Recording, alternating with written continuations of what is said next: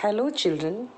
Today we move on to chapter 6 of First Flight, The 100 Dresses 2. In the first part, we saw how the Polish girl Wanda Petronsky was treated by her classmates Peggy and Maddie, how they made fun of her for boasting about 100 dresses and 60 pairs of shoes. But towards the end, we also see how they realize their mistake, how they understand what she meant by the 100 dresses, how she became the winner of the drawing competition. Now we move on to the second part. While the class was circling the room, the monitor from the principal's office brought Miss Mason a note. Miss Mason is naturally the teacher. Miss Mason read it several times and studied it thoughtfully for a while. Then she clapped her hands. Attention, class. Everyone back to their seat. When the shuffling of feet had stopped and the room was still and quiet, Miss Mason said, "I have a letter from Wanda's father that I want to read to you." Miss Mason stood there a moment, and the silence in the room grew tense and expectant. So that shows that they all were very eager to know what the content of the letter was. The teacher adjusted her glasses slowly and deliberately. And look at the teacher. She also, look at the line that she did it deliberately. Her manner indicated that what was coming, this letter from Wanda's father, was a matter of great importance. So the way she adjusted her glasses slowly and deliberately gave the students the hint that what she was going to say, the content of Wanda's letter, was a matter of great importance. Everybody listened closely as Miss Mason read the brief note. And this was the content of the letter. "Dear teacher, my Wanda will not come to your school anymore. Jake also. Now we move away to big city. No more holla pollack. No more ask why funny name. Plenty of funny names in the big city. Yours truly, Jan Petronsky." So Jake is Wanda's brother, and their father's name is Jan Petronsky. Now the content was that they are leaving the place, and the father has hinted the reason also that no more holler pollack. From this, I think it has come to a term to refer to a contentious way to refer to a person of Polish descent. And so he makes it very clear that it is because of that. Look at that. No more ask why funny name. We are going to a big city. There will be so many with such names. So nobody will ask why you have a name like Petronsky. A deep silence met the reading of this letter. What does that indicate? The deep silence, the impact of the content. No child had expected this to happen. Miss Mason took off her glasses, blew on them, and wiped them on a soft white handkerchief. Then she put them on again and looked at the class. When she spoke, her voice was very low.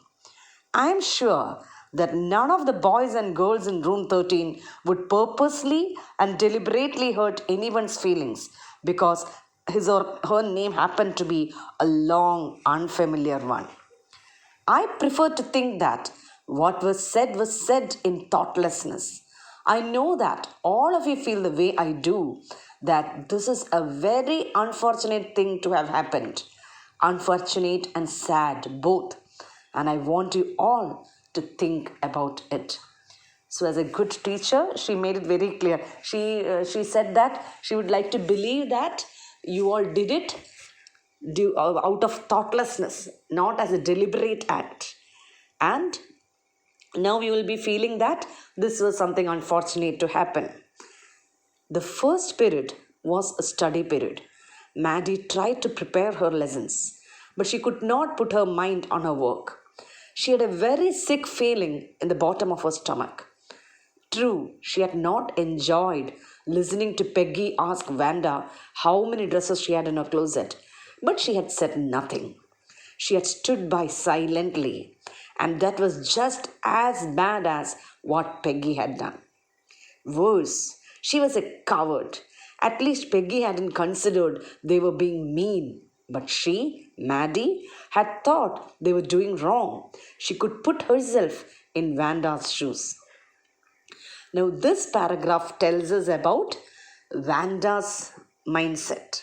Not Vanda's, Maddie's mindset. What she thought about the whole thing.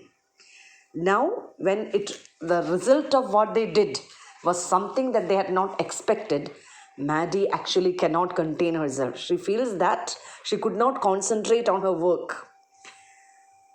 She had a very sick feeling in the bottom of her stomach.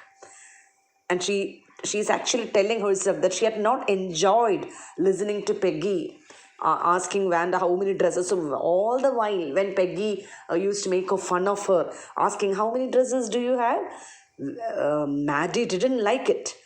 But she had said nothing.